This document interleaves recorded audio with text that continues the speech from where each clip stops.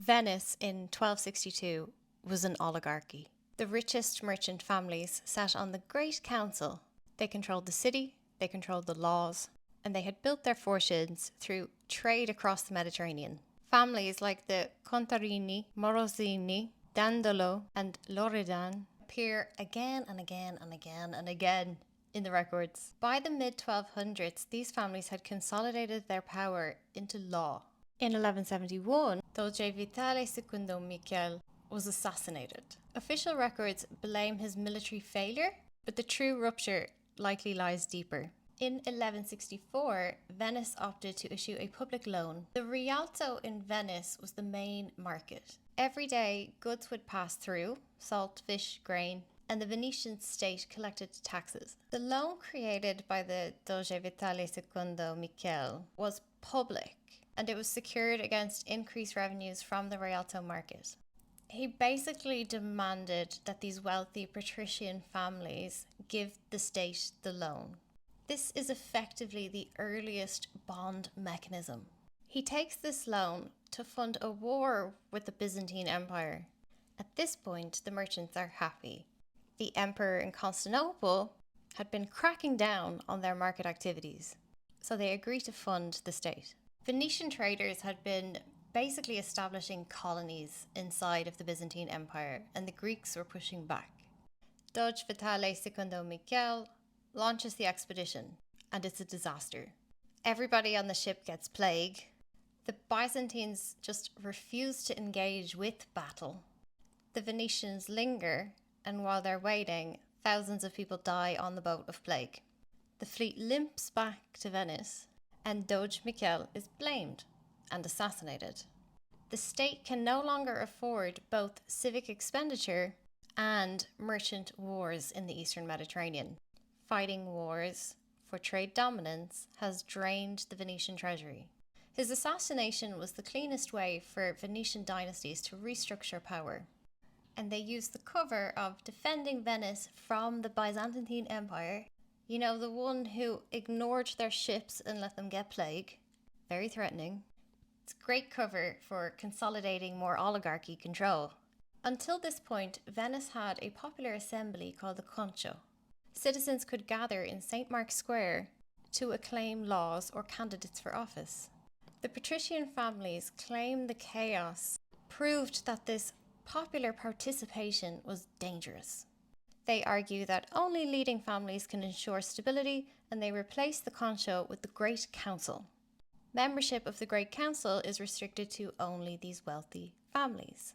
This was a decisive shift. Power moved away from citizens' assemblies into a small chamber controlled only by patrician families. Within a generation, hereditary rule was established. That meant Venetian financial policy was now fully in the hands of those who stood to profit the most from lending. And they move away from charging taxes to the wealthy towards a new system of state finance called the prestiti. This is the origin of the government bond.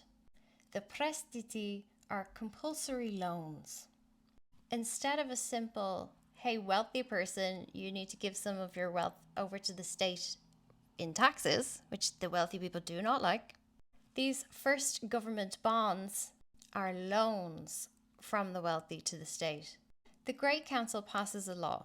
It says that Venice, the state, is only allowed to raise 3,000 lira per month in taxes. If it needs money above that 3,000, it is compulsory, forced to take a loan. And everything that the state raises must first go to paying the 5% annual interest on the loan. The law made debt service the government's main priority, and so the patrician families guarantee themselves annual interest payments that were prioritized above any other government spending. They were described as temporary because of the Byzantine conundrum, but they became permanent. So permanent, in fact, that this is the system that we live under today.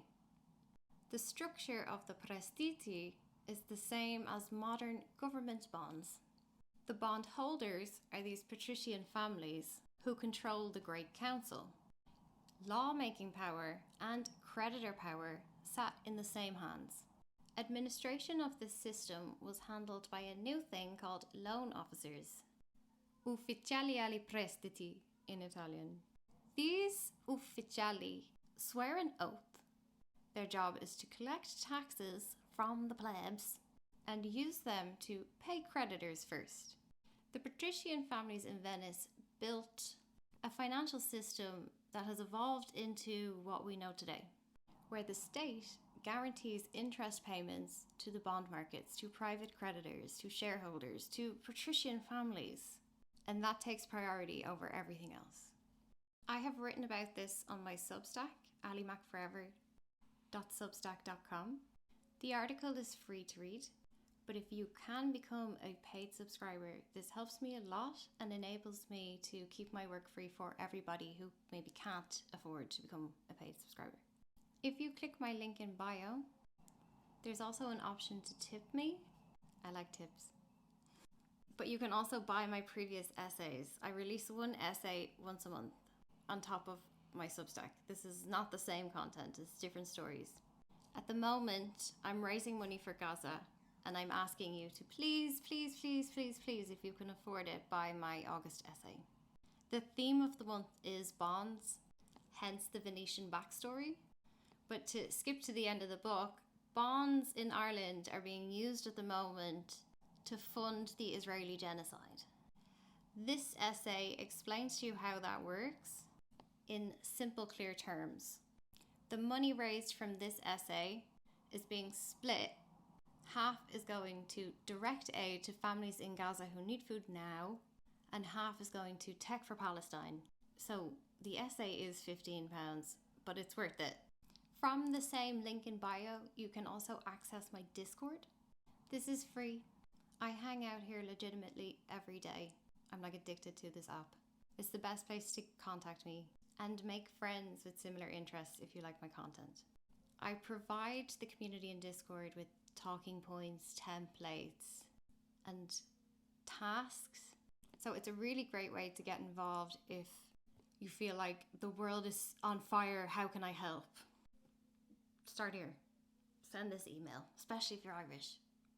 The Discord has a jukebox for you to play music. It has games for you to play with other people. It has all of these different conversation spaces for various interests. And it has me. If you want to ask questions, sign petitions, or promote your content, this space is bigger than just me. It's a growing community. It's a decentralized global network. And I would love to have you join us. Can I challenge you to learn a new technology? The link to the Discord is in the bio as well.